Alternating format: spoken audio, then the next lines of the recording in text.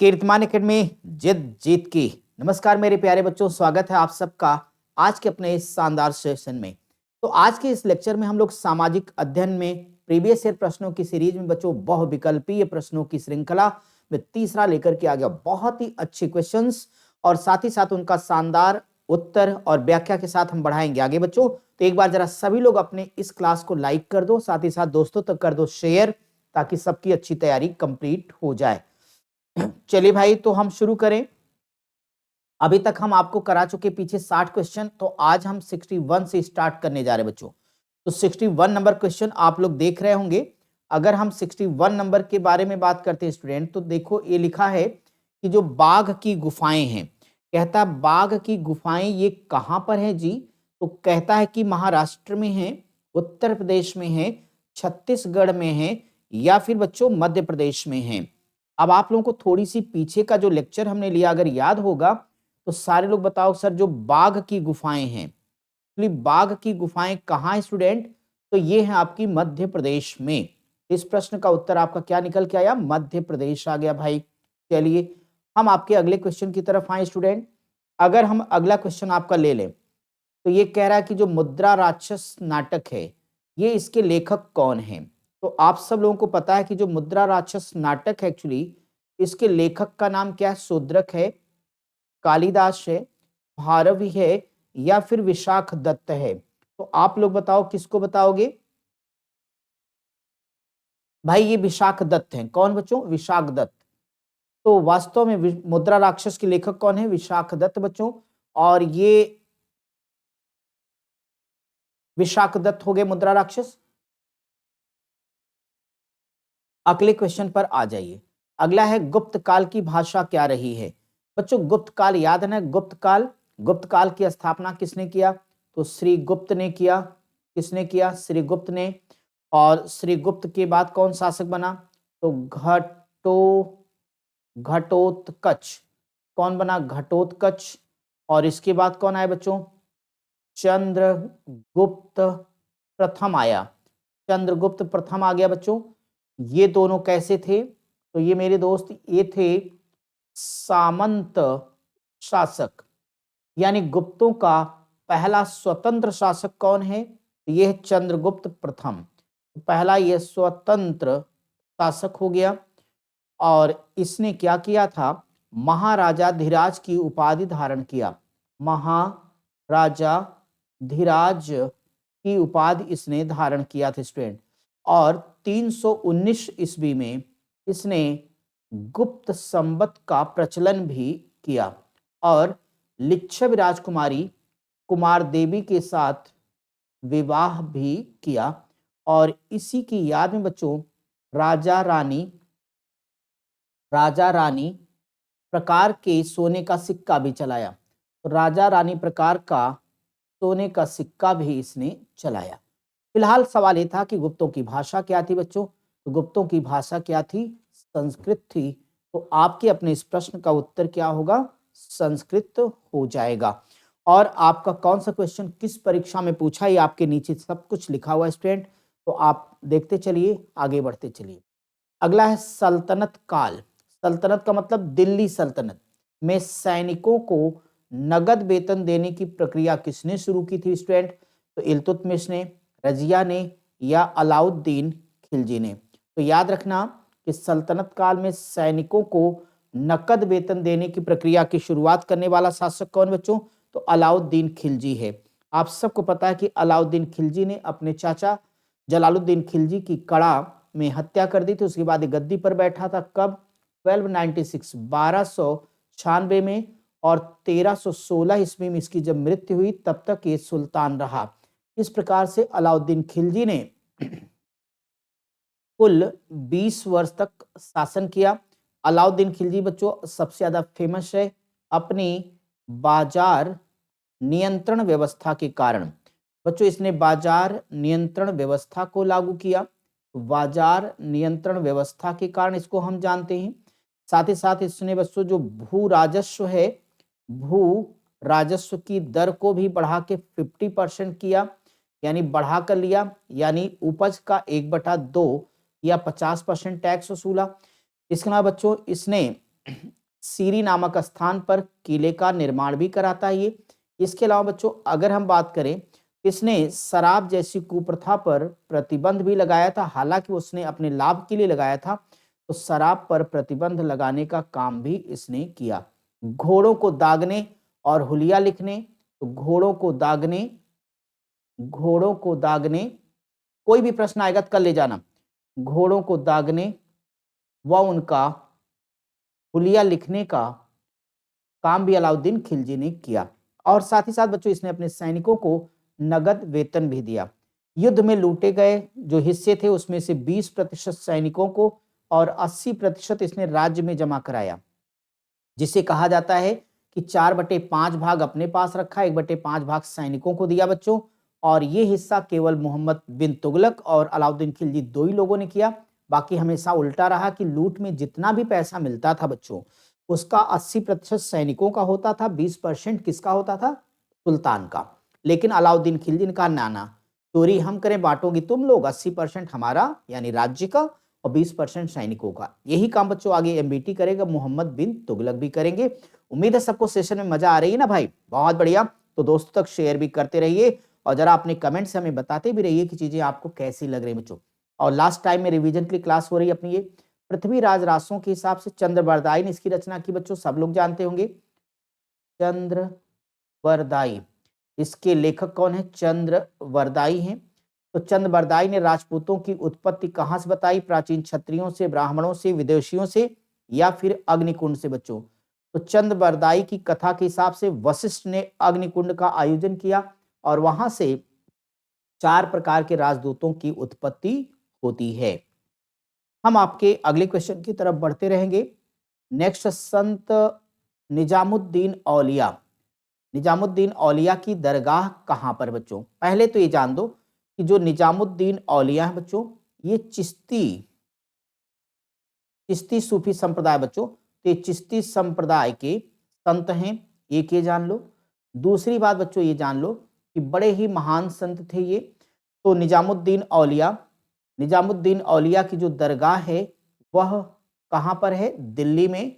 निजामुद्दीन औलिया का जो संबंध था, निजामुद्दीन औलिया का बच्चों मनमुटाव था। किससे मनमुटाव था? तो ये था गयासुद्दीन तुगलक से। गयासुद्दीन तुगलक से। हो सकता है ये प्रश्न आ जाए, तो आप जानते रहिए गयासुद्दीन तुगलक से।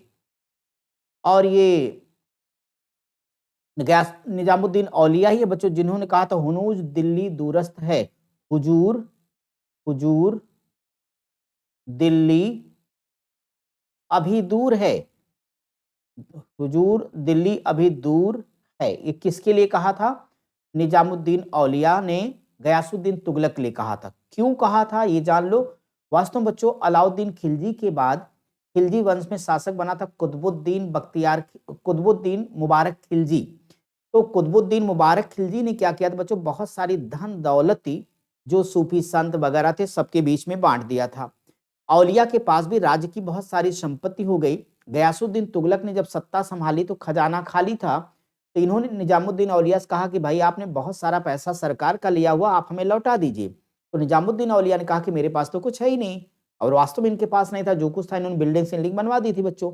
तो इसी बात पे जब गयासुद्दीन तुगलक गया था बंगाल पर आक्रमण करने, वहां से लौट रहा था, तो इसने संदेश भेजा कि मेरे दिल्ली पहुंचने से पहले या तो निजामुद्दीन औलिया हमें पूरा पैसा दे दे या दिल्ली छोड़ दे। तब इन्होंने कहा था हुनूज दिल्ली दूरस्थ, हुजूर दिल्ली अभी दूर है। और कहा जाता है बच्चों दिल्ली पहुंचने से पहले दिल्ली के निकट एक स्थान है अफगानपुर। क्या नाम है बच्चों? अफगानपुर। यहीं पर इनका बेटा मोहम्मद बिन तुगलक ने बच्चों एक लकड़ी का महल बनवाया था, और इनके स्वागत के लिए यहाँ पे पूरी महफिल चल रही थी। पागल हाथी डांस कर रहे थे, पागल हाथियों से धक्का लग गया, मकान गिर गया, और गयासुद्दीन तुगलक कभी दिल्ली नहीं पहुंचे, मर गए बच्चों। तो ये है कहानी। फिलहाल यहाँ पर उत्तर आपका हुआ दिल्ली, और बाकी निजामुद्दीन औलिया के बड़े ही प्रसिद्ध शिष्य रहे हैं अमीर खुसरो। इसी बात पर अगला सवाल करते हैं। पल्लवों का प्रसिद्ध बंदरगाह कौन सा था बच्चों? पल्लव वंश के तमाम शासक हैं। पल्लव वंश का जो संस्थापक था बच्चों, आप लोगों को पता होगा, उसका नाम है सिंह विष्णु। और इसी पल्लव वंश में एक बड़ा फेमस शासक रहा बच्चों महेंद्र। आप लोग उत्तर देते रहना जब तक मैं व्याख्या बता रहा हूं। मैं चाह रहा हूं एक साथ आपके कई सारे प्रश्न तैयार हो जाएं ताकि इस बार आप 90% से पार हो जाएं। महेंद्र वर्मन प्रथम बच्चों, जिसने 600 से लेकर के 630 ईस्वी तक पल्लव वंश पर शासन किया। इसने एक बड़ी मशहूर किताब लिखी बच्चों, मत्त विलास, मत्त विलास प्रहसन। आपको याद होगा कि मत्त विलास प्रहसन, इस किताब में बच्चों एक तो शैव धर्म का एक संप्रदाय है कापालिक, तो कापालिक या कापालिकों और जो बौद्ध संप्रदाय है, इन दोनों का इस किताब में मजाक उड़ाया गया है, उपहास किया गया है, उड़ाया गया है। ठीक है, चलिए फिलहाल आपका प्रश्न क्या था? पल्लवों का प्रसिद्ध बंदरगाह कौन सा था? कांची था, महाबलीपुरम है बच्चों, कांची है, महाबलीपुरम है, या तंजौर या बेंगी? आप लोग कमेंट करके बताओ उत्तर क्या ले आ रहे हो। पल्लवों का प्रसिद्ध बंदरगाह, पल्लव की राजधानी भी कांची बच्चों, और कांची एक प्रसिद्ध बंदरगाह भी था स्टूडेंट, तो उत्तर क्या देंगे आप? कांची देंगे। चलिए नेक्स्ट क्वेश्चन करिए। कहता है सल्तनत काल में प्रांत को क्या कहा जाता था बच्चों? तो सल्तनत काल में मेरे प्यारे बच्चे प्रांत को इक्ता के नाम से सामान्यतः जाना जाता है। लेकिन सल्तनत काल में अगर इक्ता व्यवस्था की शुरुआत की बात करें तो सल्तनत काल में इक्ता व्यवस्था की शुरुआत किसने किया? तो आप लोगों को ये बात समझनी है कि इस व्यवस्था की शुरुआत किया बच्चों शासक इल्तुतमिश ने, और ये दिल्ली सल्तनत का वास्तविक संस्थापक भी है। तो यानी प्रांत को किस नाम से जानोगे? इक्ता। आपका आंसर कंप्लीट। नेक्स्ट क्वेश्चन करना बच्चों। कहता भूकंप नापने की जो इकाई है वो क्या है? तो भूकंप को बच्चों रिएक्टर पैमाने पर मापा जाता है। तो आप लोग झट से इसका उत्तर करोगे कि सर यहां से तो मेरा आंसर क्या आएगा? रिएक्टर आएगा। तो नो डाउट स्टूडेंट आपका आंसर क्या हो गया? रिएक्टर यानी बा वाला। क्लियर है सभी को? नेक्स्ट नंबर पे आ जा बच्चों।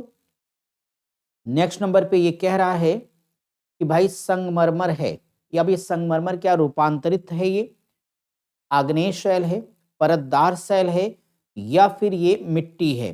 क्या है बताओ? संगमरमर आप ही लोग बोलो क्या है? तो सभी को पता होगा कि संगमरमर एक परतदार शैल है। कैसी है ये? परतदार शैल स्टूडेंट, परतदार शैल है। नेक्स्ट करेंगे समुद्र तल से ऊपर उठे हुए विशालतम भूभाग को किस नाम से जाना जाता है? तो आप जानते हैं कि महाद्वीप के नाम से जाना जाता है। और पूरी दुनिया में महाद्वीपों की संख्या कितनी है जी?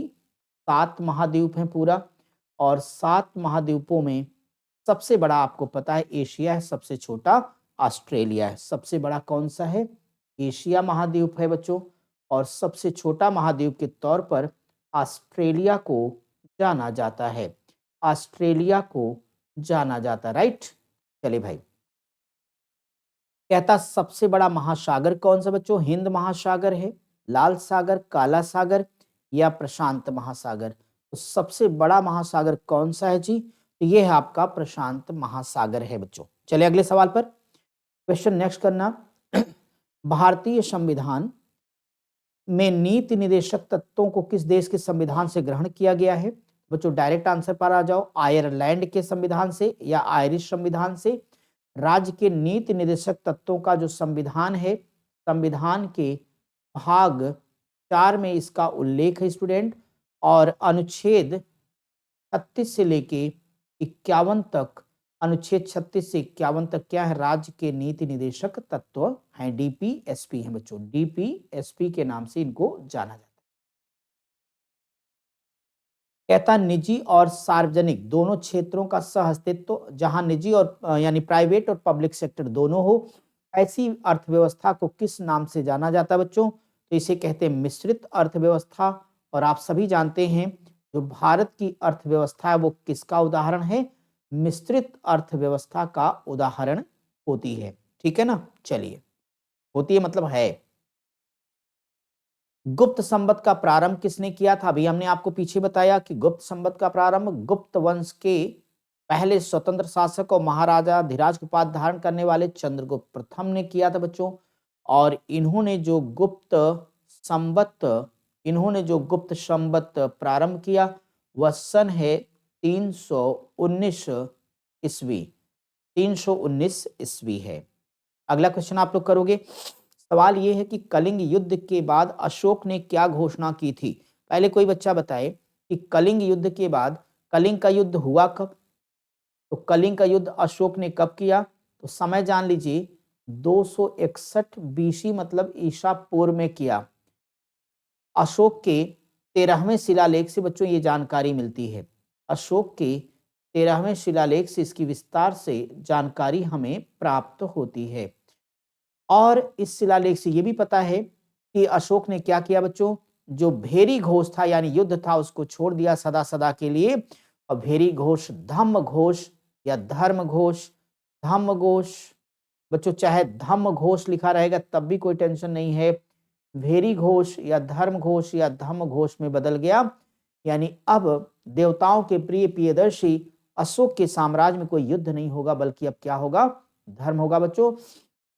बाद में आप जानते हैं अशोक क्या करता है, बौद्ध धर्म को संरक्षण प्रदान करता है। और अशोक के समय में बच्चों कहाँ पे, पाटलिपुत्र में। कहाँ पर एक बार बोलोगे, पाटलिपुत्र में पाटल में तीसरी बौद्ध संगीति का आयोजन किया गया मोग्गलपुत्तिश की अध्यक्षता में। तो तीसरी बौद्ध संगीत का आयोजन किसके समय हुआ, तो अशोक के समय हुआ। उत्तर हो गया धम्म घोष। क्वेश्चन नेक्स्ट करना, कौन गुप्तकालीन स्वर्ण मुद्रा बच्चों, तो गुप्त काल की जो स्वर्ण मुद्रा है उसे दीनार के नाम से जाना जाता बच्चों। और कौड़ी, फाहियान आया था ना बच्चों चंद्रगुप्त द्वितीय के समय में, तो फाहियान फाहियान के अनुसार फाहियान के अनुसार फाहियान के अनुसार लोग लोग सामान्य लोग सामान्य लेन देन में लोग सामान्य लेन देन में कौड़ियों का प्रयोग करते थे। ये बात जानते रहना, अगर कभी आ जाएगा कि किसने कहा कि लोग कौड़ियों का प्रयोग करते, तो आप उत्तर देना फाहियान, लोग कौड़ियों का प्रयोग करते थे। लेकिन आपका सवाल क्या था कि सोने का सिक्का, तो बच्चों से दीनार कहा जाता था गुप्त काल में। ठीक है, चलो बहुत बढ़िया। अगला सवाल है, तराइन का पहला युद्ध। आपको पता है तराइन का पहला युद्ध कब हुआ था, 1191 ईस्वी में। ये भी जानते हो किसके बीच में हुआ था बच्चों, पृथ्वीराज चौहान और मोहम्मद गोरी के बीच बच्चों। और ये भी आपको पता है कि इस युद्ध में गोरी क्या हुआ था, पराजित हो गया था, और पृथ्वीराज चौहान जीत गए थे, जबकि द्वितीय तराइन के युद्ध में पृथ्वीराज चौहान पराजित होते हैं। तो पहला ऑप्शन आपका मोहम्मद गजनवी गलत, मोहम्मद बिन शाम गलत, तीसरा है ही नहीं, तो यानी मोहम्मद गोरी और पृथ्वीराज चौहान ऑप्शन सा आपका करेक्ट आंसर होगा। ठीक है, क्लियर है। चलिए इस सवाल का, इसमें लिखा दिलवाड़ा का प्रसिद्ध जैन मंदिर। हमारे राजस्थान के जितने प्यारे बच्चे सबको पता है, वैसे पता तो आप सबको भी है, दिलवाड़ा का जो जैन मंदिर है वो कहाँ पर है, दिलवाड़ा का प्रसिद्ध जैन मंदिर है राजस्थान में। कहाँ है जी, राजस्थान में बच्चों। अपने अगले क्वेश्चन को देखो, पल्लवों के प्रसिद्ध रथ मंदिर किस जगह पर बने हुए हैं स्टूडेंट। तो पल्लवों के जो प्रसिद्ध रथ मंदिर हैं वो कहाँ बने हैं, तो आप सबको मालूम है कि उनका निर्माण महाबलीपुरम में किया गया। और कांची क्या है, पल्लवों की राजधानी और बंदरगाह नगर है। पल्लवों की ये राजधानी और बंदरगाह नगर भी है बच्चे। अगला सवाल करोगे, गीत गोविंद के रचयिता कौन है बच्चों। तो गीत गोविंद एक पुस्तक जिसके रचयिता का नाम है जयदेव। जयदेव ने कौन सी किताब लिखी है, तो गीत गोविंद लिखी। कौन सी लिखी बोलो, गीत गोविंद लिखी भाई। अगला है कृष्णदेव राय। बच्चों ये विजयनगर साम्राज्य का नाम जानते हैं आप लोग ना भाई, विजयनगर साम्राज्य में एक वंश आया था सत्ता में, तुलु वंश। कौन सा वंश बच्चे, तुलु वंश। और इसी तुलु वंश का एक महानतम शासक कृष्णदेव राय, केडीआर, कृष्णदेव राय। बच्चों इस कृष्णदेव राय ने एक बड़ी अच्छी किताब लिखी है, आमुक्त माल्यद या आमुक्त माल्यदा। बच्चों ये इसकी किताब है, और ये आमुक्त माल्यदा उसने तेलुगु भाषा में लिखी। किस भाषा में लिखी बच्चों, तेलुगु भाषा में लिखी हुई किताब है। फिलहाल कहता है उसके दरबार में अष्ट दिग्गज कौन थे बच्चों, तो 8 तेलुगु कवियों को ही अष्ट दिग्गज के नाम से जाना जाता था। तो यहाँ पर उत्तर आप देंगे 8 तेलुगु कवि। हो गया सभी का। चलिए भाई नेक्स्ट क्वेश्चन करिए। मानसून पवन क्या कहलाती? तो आप सभी बता दोगे कि मानसून पवनों को मौसमी पवन के नाम से हम जानते हैं। बहुत बढ़िया। अगला क्वेश्चन करना, वायुमंडल में सबसे अधिक गैस, पीछे हम लोग कई बार कर चुके हैं बच्चों, तो आप लोग कहोगे सर 78% हमारी कौन है? नाइट्रोजन, इससे ज्यादा कोई नहीं है। 21% अप्रोक्सीमेट आपकी कौन सी है? ऑक्सीजन बच्चे। तो करेक्ट आंसर आप ऑप्शन बी चुनेंगे, नाइट्रोजन को, बिना किसी डाउट के। अगला सवाल, 66 सही 1/2 डिग्री ध्रुवों के मध्य जो पाया जाने वाला कटिबंध है जी, उसे क्या कहते हैं? आप लोग हमें बताइए। उसे आप लोग शीतोष्ण कहते हो, शीत कहते हो, उष्णक, या इनमें से कोई नहीं। तो इस एरिया को क्या कहा जाता है? शीतोष्ण। क्या कहते हैं जी? शीतोष्ण। अगला है, भारतीय संविधान में कितनी सूचियां, याद रखना सब लोग, होश में रहना बच्चों, सूचियां पूछा, अनुसूचियां मत बता देना। तो भारतीय संविधान में जो सूचियां हैं वो कितनी है जी? 3 है। कौन कौन सी 3 है? मेरे साथ समझ लो आप। भारतीय संविधान में जो सूचियां वो कितनी है? 3 है। कौन कौन सी? सुनो बच्चों, एक है संघ सूची, संघ सूची, दूसरी है राज्य सूची, और तीसरी है समवर्ती सूची। तीसरी है समवर्ती सूची। तो सूचियों की संख्या कितनी हो गई? 3 हो गई। तो ऑप्शन आप इसको चुनिए, स वाले को। ठीक है, 3 हो गई। सूचियों की संख्या कितनी हो गई? 3 हो गई। किसी कोई डाउट है बच्चों? हम चले अपने अगले सवाल में। क्वेश्चन आपका ये नेक्स्ट आ गया, तो जरा इसका उत्तर देना सब लोग। भारतीय संविधान सभा के प्रारूप समिति का अध्यक्ष कौन था? सभी को पता, बाबा साहब अम्बेडकर। भारतीय प्रारूप समिति, आप लोग बता दो, प्रारूप समिति का गठन कब हुआ? तो ये जानते रहो, प्रारूप समिति का गठन हुआ था बच्चों 29 अगस्त। कब हुआ था? 29 अगस्त 1947 को। इसमें बाबा साहब भीमराव अंबेडकर सहित टोटल मेंबर कितने थे? सदस्य थे। अगर हम बाबा साहब को अध्यक्ष रख दें तो मेंबर की संख्या इनके अलावा कितनी बनेगी? 6। मैं लिख देता हूं 6 + 1। 1 कौन है? अध्यक्ष हैं। अध्यक्ष, और इस अध्यक्ष की कुर्सी पर कौन बैठे हैं? डॉक्टर भीमराव अंबेडकर। डॉक्टर भीमराव अंबेडकर। तो आपको इस प्रश्न का उत्तर तो क्लियर हो गया ना जी, कि आपके प्रश्न का उत्तर होगा डॉक्टर भीमराव अंबेडकर। कोई परेशानी किसी को है? अगला है, अर्थव्यवस्था में पूंजी का बाजार कौन बनाता है? अर्थव्यवस्था में पूंजी का बाजार कौन बनाएगा? उपभोक्ता बनाएगा पूंजी का बाजार, शेयर बनाएगा, बैंक बनाएगा, या स्टॉक एक्सचेंज बनाएगा? कौन बनाएगा? स्टॉक एक्सचेंज बनाएगा। राइट बच्चों, स्टॉक एक्सचेंज। अब हम आपका नेक्स्ट सवाल करें, मूल्य मापक का कार्य मुद्रा का क्या है? मूल्य मापक का कार्य मुद्रा का क्या है? तो मुद्रा का सहायक कार्य है, अन्य कार्य है, आकस्मिक कार्य है? नहीं जी, मूल्य मापक का मुद्रा का प्रमुख कार्य होता है। तो आपका उत्तर हो गया स वाला। बच्चों आज के सेशन का अंतिम सवाल कर रहा हूं, महमूद गजनवी ने सोमनाथ मंदिर पर कब आक्रमण किया? तो आप सबको पता है, महमूद गजनवी ने भारत भारत में भारत में कितनी बार आक्रमण किया? तो महमूद गजनवी ने भारत में, भारत पर कह लो, भारत पर 17 बार आक्रमण किया। भारत पर 17 बार उसने आक्रमण किया, और उसी में से एक सोमनाथ मंदिर का आक्रमण है बच्चों, जो सामान्यतः 1025-26 ईस्वी में माना जाता है। तो इस प्रकार से इसका उत्तर आपका ये द वाला हो चुका है। उम्मीद करता हूँ आज का सेशन भी आप लोगों को बहुत पसंद आएगा पिछले सेशन की तरह बच्चों। तो आप इसे पूरा रिवाइज कर लो। कल हम आपके क्वेश्चन नंबर 91 से मिलेंगे बच्चों, और आप लोग जरा अपने सेशन को अपने सभी दोस्तों तक शेयर करिए, क्योंकि कुछ ही समय में हमने बेहतरीन प्रश्नों के 30 शानदार सवाल आपके डिस्कस कर दिए बच्चों। और साथ ही साथ हिंदी की भी डेली क्लास आपकी जारी, बाकी विषय की भी आपकी क्रमशः क्लासेज आएंगी। तो आप लोग भी जरा जोश और उत्साह दिखाइए, वीडियो के नीचे कमेंट करके बताइएगा सेशन कैसा लगा, कौन सा सब्जेक्ट आप पहले और करना चाहते बच्चों, क्योंकि आपकी मैथ जा रही है, हिंदी जा रही है, और सामाजिक अध्ययन 3 ये जल्दी से कंप्लीट हो, तो बाकी पार्ट लेके आए। हम मिलते हैं आपसे अगली क्लास में, तब तक आप रिवीजन करते रहिए, मस्त रहिए। थैंक यू मेरे प्यारे बच्चों।